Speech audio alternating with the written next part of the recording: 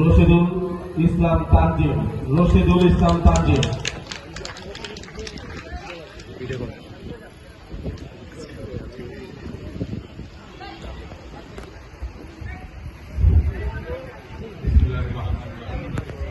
আমাদের জাতীয় ছাত্র ঢাকা আয়োজিত মতিঝিল থানার 9 ও 10 নং ওয়ার্ড আজকের এই কর্মী সভার প্রধান অতিথি উপস্থিত আছেন ঢাকা মহানগর পূর্ব ছাত্রদলের সম্মানিত সভাপতি মোহাম্মদ সোহাগ ভূঁইয়া। প্রধান বক্তা হিসেবে উপস্থিত আছেন ঢাকা মহানগর পূর্ব ছাত্রদলের সম্মানিত সাধারণ সম্পাদক আব্দুল রহমান মজুমদার। বিশেষ অতিথি উপস্থিত আছেন ঢাকা মহানগর পূর্ব ছাত্রদলের সভাপতি আখতার হোসেন, যুগ্ম সাধারণ সম্পাদক আব্দুর রহিম ভূঁইয়া রাজীব, দপ্তর সম্পাদক সহ সভাপতি পদমর্যাদার মুদাসির ইসলাম রায়হান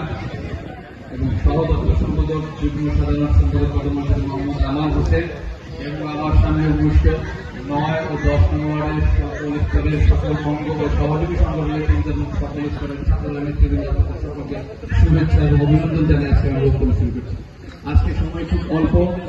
খুব সংক্ষিপ্ত বক্তব্য নিতে হবে, তাই আমরা খুব অল্প কথার মাধ্যমে শেষ করে ফেলবো। আজকে আপনাদের এই যে ত্যাগ, আপনারা সেই বেলা 12টা থেকে শুরু করে সেই সকাল থেকে অর্গানাইজ করতেছেন, এমনকি কিন্তু রোদ উপেক্ষা করে এতক্ষণ দাঁড়িয়ে এই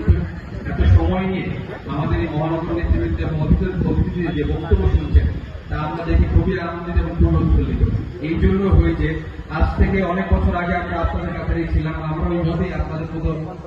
স্লোগান দিয়ে যে সিনিয়র নেতৃবৃন্দ ছিলেন তাদের বক্তব্য শুনে এবং তাদের ক্যারিসমাটিক কিছু নেতৃত্বের সান্নিধ্যে আসতে পেরে আমরা আমাদের জীবনকে রাজনীতিতে বিলিয়ে দিয়েছিলাম এবং এই 17টি বছর শত হামলা মামলা সকল কিছু করে আমরা রাজনীতি করে রাজ করে দিয়েছিলাম। প্রিয় নেতৃবৃন্দ, মতিঝিল থানার আমরা সর্বশেষ আমরা যে নেতৃত্ব পেয়েছিলাম মিজানুর রহমান সোহেল ভাই, মামুন ভাই, পরবর্তীতে রাজন ভাই, মানিক ভাই এবং পরবর্তীতে নুরুল হাসান ফারুক ভাই আহ্বায়ক ছিলেন, পরবর্তীতে ইমরান খান মুম্বাই আহ্বায়ক এবং আজকে যে বর্তমান আপনাদের নেতৃবৃন্দ যে কমিটি হয়েছিল সেখানে আহ্বায়ক ছিলেন কাজী সালমান আহমেদ রাজন, সদস্য সচিব জোগাড় আহমেদ আকাশ এবং পরবর্তী ভারপ্রাপ্ত আহ্বায়ক দায়িত্ব পালন করছেন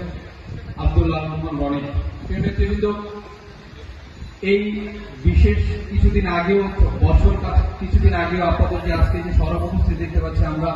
আমরা যে হরতাল অবরোধ আন্দোলন সংগ্রাম যে দিয়েছিল, যে ছাত্র আন্দোলন দিয়েছিল, সেইখানেও কিন্তু মতিঝিল থানার এত লোক ছিল না। আমরা দেখেছি হাতে গোনা কিছু লোকজন ছিল